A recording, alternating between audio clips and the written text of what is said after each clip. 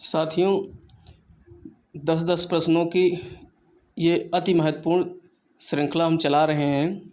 इसमें प्रतिदिन 3 video upload होंगे, जिसमें 10 से 11 बजे के बीच सुबह इतिहास के वीडियो अपलोड होंगे और शाम को 4 से 5 बजे के बीच, यानी शाम को 4 से 5 बजे के बीच जो है हम वीडियो अपलोड करेंगे भूगोल का, जिसमें आधे से ज़्यादा वीडियो 10 में से लगभग 7, 6, 7, 8, 6, 7 ऐसे प्रश्न भारतीय भूगोल से रहेंगे और बाकी के 3 प्रश्न जो है विश्व भूगोल से रहेंगे।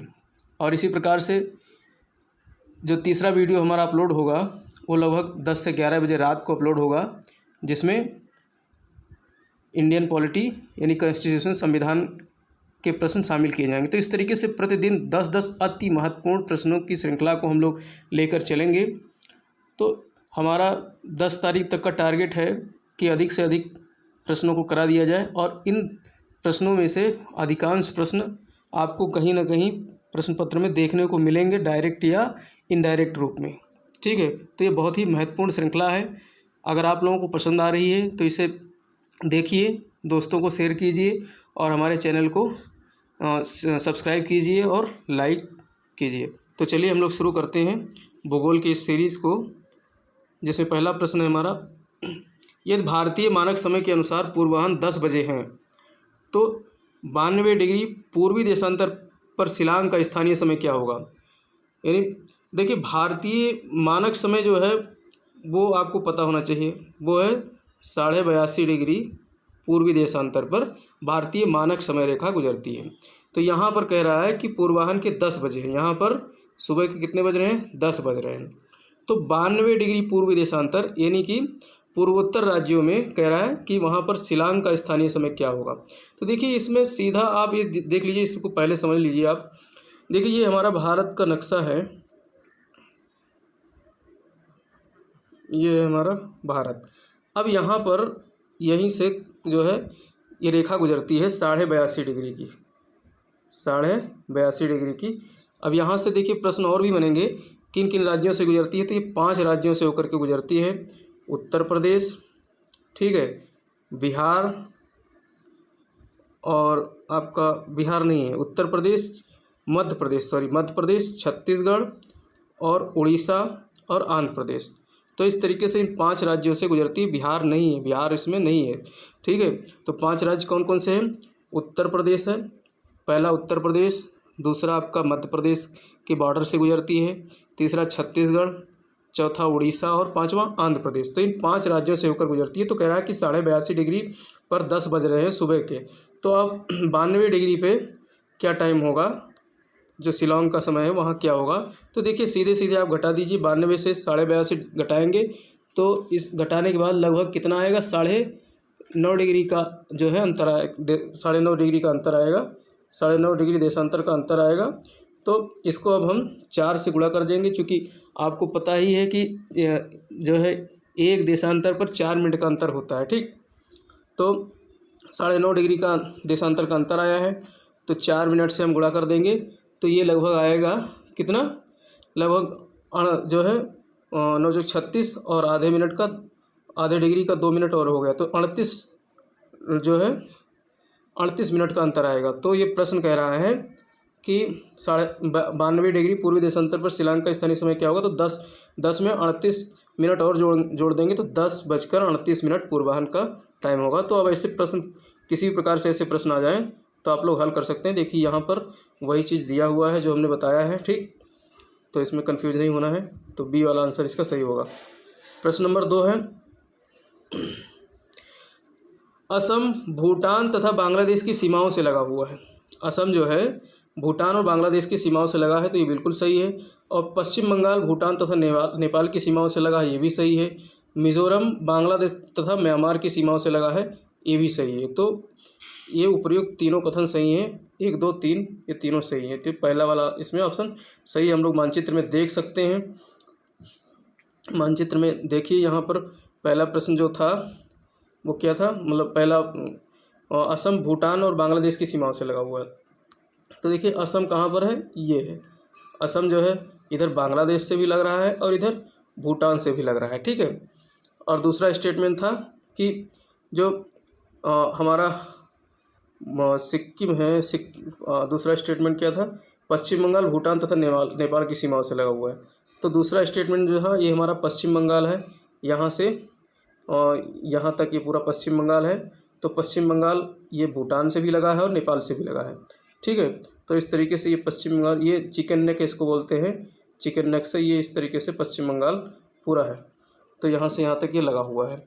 और तीसरा था हमारा मिज़ोरम जो है म्यांमार और बांग्लादेश से लगा हुआ, ये है मिज़ोरम, म्यांमार और बांग्लादेश से लगा हुआ। तो इस तरीके से तीनों स्टेटमेंट सही हैं, ठीक।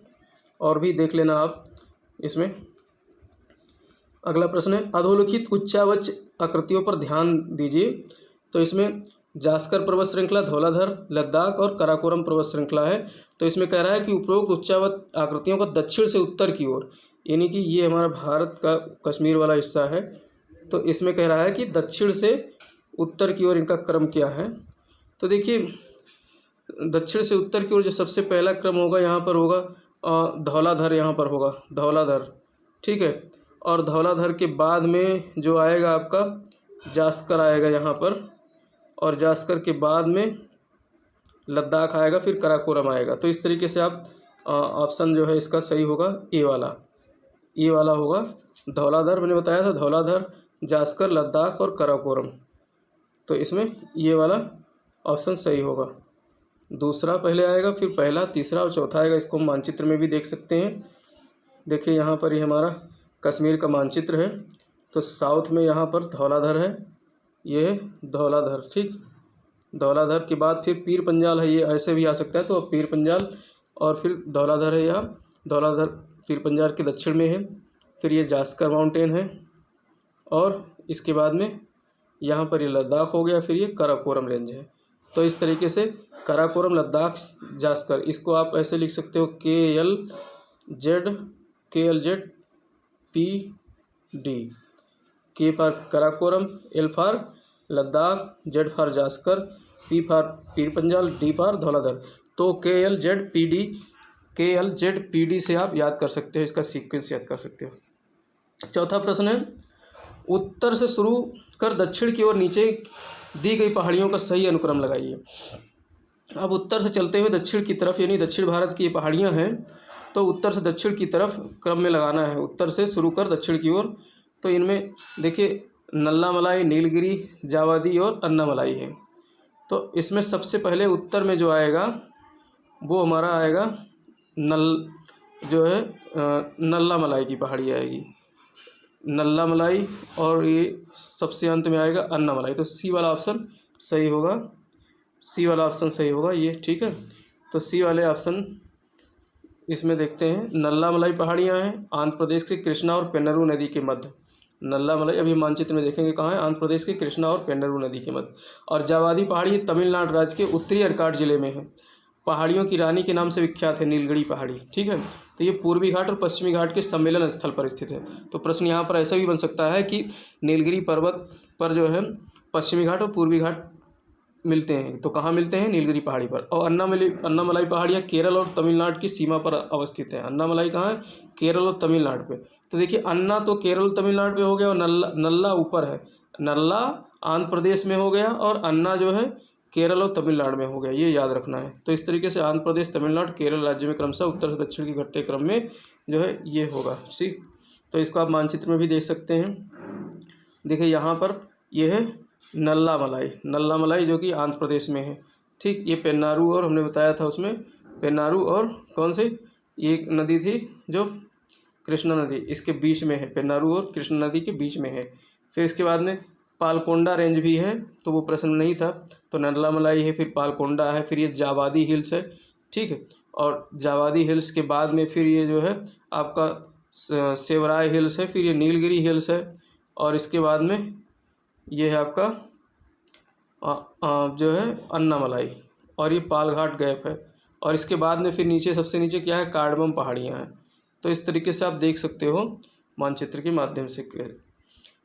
पांचवा प्रश्न निम्नलिखित पर्वतीय दर्रों का सही पश्चिम से पूर्व जो है क्रम पहचानना है। पश्चिम से पूर्व तक क्या क्रम है, तो पश्चिम से पूर्व देखिए इसमें शिवकिला, नाथुला, बॉमडिला, लिपुलेख। तो इसमें आपको राज्य पता होना चाहिए। शिवकिला कहाँ है, हिमाचल प्रदेश में। नाथुला कहाँ है, उत्तराखंड में। लिपुलेख कहाँ है, उत्तराखंड में। बॉमडिला कहाँ है, अरुणाचल प्रदेश में। तो अब इसको आप सीरियल से लगा सकते हो। तो इसमें सीरियल से 1 4 2 3 आएगा, तो सी वाला सही होगा। अब इसमें देख ले हम लोग, अब व्याख्या देख लेते हैं। शिवकिला दर्रा हिमाचल प्रदेश में, नाथुला सिक्किम में है और बॉमडिला अरुणाचल प्रदेश में तथा लिपुलेख दर्रा उत्तराखंड में। नाथुला सिक्किम में है, वो मैंने उत्तराखंड गलत निकल गया। लिपुलेख है उत्तराखंड में। ठीक है, तो इस तरीके से इसका पश्चिम से पूर्व क्रम हो जाएगा आपका शिवकिला, लिपुलेख, नाथुला और बॉमडिला। हम लोग एक मानचित्र के माध्यम से भी बहुत सारे दर्रों को देख सकते हैं। देखिए यहाँ पर जो पूछा था वो आपका जो है शिवकिला ये है, और दूसरा था आपका लिपुलेख, और तीसरा पूछा था कौन सा, बॉमडिला जो ये है, और एक और कौन सा पूछा था, नाथुला। तो ये हो गया आपका शिवकिला, और शिवकिला हिमाचल प्रदेश में, लिपुलेख जो है उत्तराखंड में, और नाथुला सिक्किम में, और बॉमडिला अरुणाचल प्रदेश में। लेकिन अब यहाँ पे हम और भी बहुत सारे पासेज हैं, इसको हम देख लेते हैं। मुख्य जो है, देखिए यहाँ पर एक है बड़ा लाचा जो है हिमाचल प्रदेश और जो है कश्मीर के बॉर्डर पे है, ये है। और ये शिवकिला हो गया, मुनिंगला हो गया। शिवकिला तो हिमाचल प्रदेश है। मुनिंगला, माना, नीति और लिपुलेख ये क्रमशः कहाँ है, उत्तराखंड में है। और सिक्किम में इसी प्रकार से यहाँ पर है, ये है गोइचा ला पास है, डोंका ला पास है, नाथुला पास है, जेलेपला। तो ये महत्वपूर्ण नहीं है, ये दो महत्वपूर्ण है, नाथुला और जेलेपला जो कि सिक्किम में है, और ये बॉमडिला ये महत्वपूर्ण है। और दीपू पास है अरुणाचल प्रदेश में, इधर सबसे पूर्व में दीपू पास भी है। और इसके अलावा आप देख सकते हो यहाँ पर ये है आपका जो है चौकन पास। और इसके अलावा आप दक्षिण भारत में देख सकते हैं, ये थाल घाट है। यहाँ पर महाराष्ट्र में थाल घाट है, फिर इसके नीचे भोर घाट है, और यहाँ पर केरल और तमिलनाडु में पाल घाट है। ठीक है, और सबसे दक्षिण में ये सेनकोट्टा पास है। तो इस तरीके से केरल और तमिलनाडु के बॉर्डर पे पाल घाट और सेनकोट्टा पास, यहाँ से भी ये इससे भी प्रश्न बनता है। तो इसका सीरियल ध्यान रखना, कौन कौन से सीरियल है, थाल घाट, भोर घाट, पाल घाट और सेनकोट्टा पास। छठा प्रश्न है, भारत के निम्नलिखित राज्यों को उनके भौगोलिक क्षेत्र के घटते क्रम में व्यवस्थित करना है। तो देखिए कौन सा सबसे बड़ा राज्य है, तो सबसे बड़ा राज्य राजस्थान हो गया है। ठीक है, राजस्थान है, इसके बाद में महाराष्ट्र है, तो पहला और तीसरा, और उसके बाद में फिर कर्नाटक है, फिर लास्ट में तमिलनाडु। तो सी वाला ऑप्शन इसमें सही होगा। ठीक है, तो यहाँ पर हम लोग देख लेते हैं कौन कौन से जो है, तमिलनाडु। ठीक, यहाँ पर देखिए हम लोग 10-11 राज्यों के जो सीरियल हैं उनको देख लेते हैं। तो सबसे बड़ा राज्य है क्षेत्रफल में राजस्थान, सबसे बड़ा राजस्थान, फिर मध्य प्रदेश है, फिर महाराष्ट्र है, फिर उत्तर प्रदेश है। 4 आप ध्यान रखिए। चौथे नंबर पे उत्तर प्रदेश, राजस्थान, मध्य प्रदेश, महाराष्ट्र और उत्तर प्रदेश। ठीक, और इसके बाद में गुजरात है, फिर कर्नाटका है, फिर आंध्र प्रदेश है।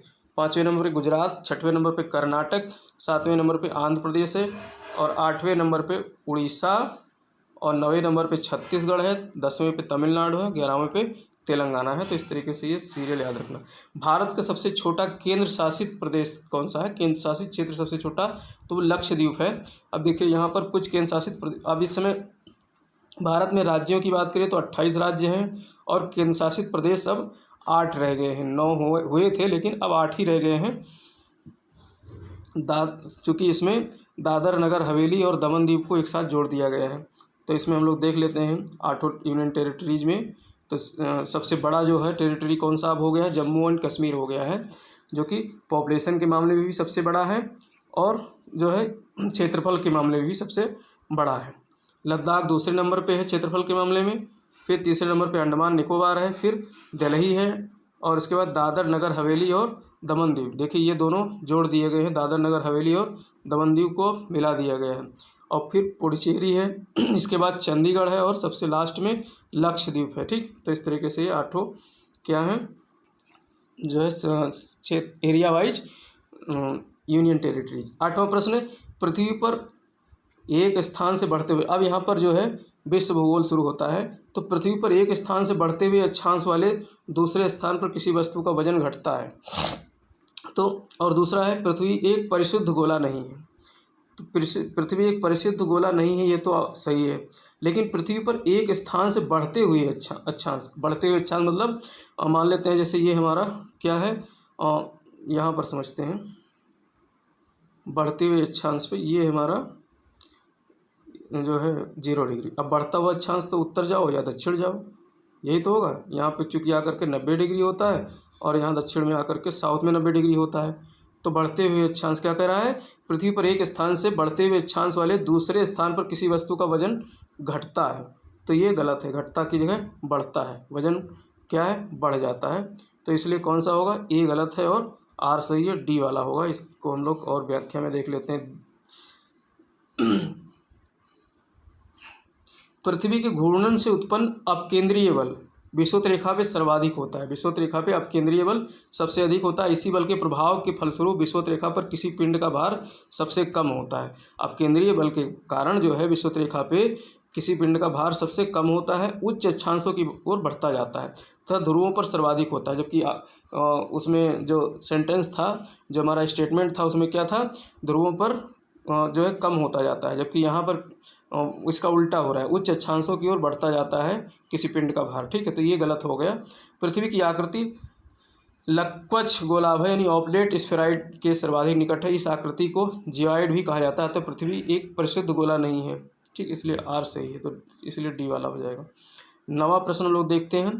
क्षुद्रों के विषय में निम्नलिखित कथनों पर विचार करना है। क्षुद्र ग्रह जो है एस्टेरॉइड जिसको कहते हैं। क्षुद्र ग्रह सूर्य की परिक्रमा करने वाले विभिन्न आकारों की चट्टानी मलबे है, बिल्कुल सही है। अधिकांश क्षुद्र ग्रह छोटे हैं किंतु कुछ का व्यास 1000 किलोमीटर तक बड़ा है, बिल्कुल छोटे छोटे टुकड़े हैं पत्थर के, लेकिन कुछ पिंड ऐसे भी हैं जो 1000 किलोमीटर तक बड़े हैं। क्षुद्र ग्रहों की कक्षा बृहस्पति और शनि की कक्षाओं के मध्य स्थित है, ये गलत है। तो पहला और दूसरा सही है, तो इसमें सी वाला ऑप्शन सही होगा। अब यहाँ पर हम लोग देख लेते हैं। देखिए, मंगल और बृहस्पति की कक्षाओं के बीच सूर्य के चारों ओर क्षुद्र ग्रह परिक्रमारत है, मंगल और बृहस्पति के बीच में, जबकि उसमें गलत कहा गया था। अधिकांश क्षुद्र ग्रह छोटे हैं किंतु कुछ का व्यास 1000 किलोमीटर तक है। ठीक है, तो इस तरीके से, और इसमें स्टेटमेंट क्या था, सी वाला।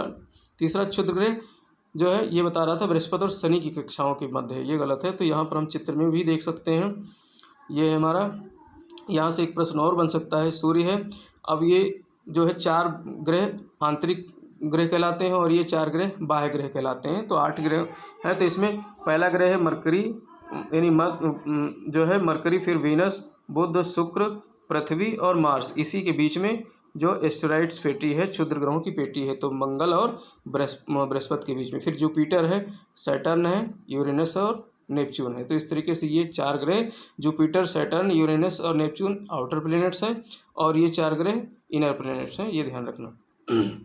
यहाँ पर लास्ट प्रश्न हम लोग देखते हैं। जब ग्रीनविच में मध्याह्न है, ग्रीनविच यानी कि 0 डिग्री की जो रेखा है वहाँ पर मध्याह्न मतलब 12 बज रहा है, तो एक जगह का स्थानीय समय 12 बजे साय है और 12 बजे शाम है। यानी कि देखिए ये है हमारा जो है ग्रीनविच 0 डिग्री का, और इधर जाएंगे तो ये इससे पहले हो जाएगा, इसको ईस्ट बोलेंगे, और इधर जाएंगे तो ये वेस्ट हो जाएगा। ठीक, तो अब ये कह रहा है कि 5 बजे शाम है, यहाँ पर तो 12 बज रहे हैं और यहाँ 5 बज रहे हैं, यानी पूरब साइड में। क्यों? क्योंकि 5 इसलिए बज रहे हैं क्योंकि यहाँ सूर्य पहले उदय हुआ था, तो ये 5 बज रहे हैं। तो कह रहा है निम्नलिखित में तो वो कौन सा यामयोत्तर है जिस पर उपयुक्त जगह अवस्थित है। अभी 5 बज रहे हैं, तो ये कहाँ पे बज रहे हैं 5? तो देखिए एक फंडा है यहाँ पर, एक फंडा ये है कि 15 डिग्री देशांतर पे 1 घंटे का अंतर आता है। 15 डिग्री देशांतर सूर्य घूम लेगा तो 1 घंटा हो जाएगा। तो अब चूँकि सीधा सीधा फंडा है, यहाँ पर 12 वो 0 डिग्री है और यहाँ पर 5 बज रहे हैं, तो यानी 5 घंटे का अंतर आ गया। तो 15 को 5 से हम गुणा कर देंगे, तो 15 गुणे 5 बराबर 75 डिग्री हो जाएगा। अब ये किस साइड में होगा? 75 डिग्री पूरब भी दिया है, 75 डिग्री पश्चिम भी दिया है, तो इसमें क्या हो जाएगा, ये 75 डिग्री पूरब में हो जाएगा। क्यों? क्योंकि सूर्य पहले वहाँ पर उदय हुआ है, तो ए वाला हो जाएगा। यहाँ पर कुछ व्याख्या दी हुई है इस तरीके से, इसको आप देख सकते हैं। ठीक, तो इस तरीके से हमारा यहाँ पर आज ये भूगोल के 10 महत्वपूर्ण प्रश्नों की श्रृंखला में ये पहला पार्ट आज खत्म होता है। दूसरे पार्ट के साथ कल हम फिर मिलेंगे। तब तक आप लोग देखते रहिए, मस्त रहिए और हमारे वीडियो को ज़्यादा से ज़्यादा लोगों तक शेयर कीजिए और लाइक कीजिए और कमेंट कीजिए अगर कुछ समझ में नहीं आ रहा है, जिससे कि हम और वीडियो बनाने को हमेशा तत्पर रहें। तब तक के लिए जय हिंद, जय भारत।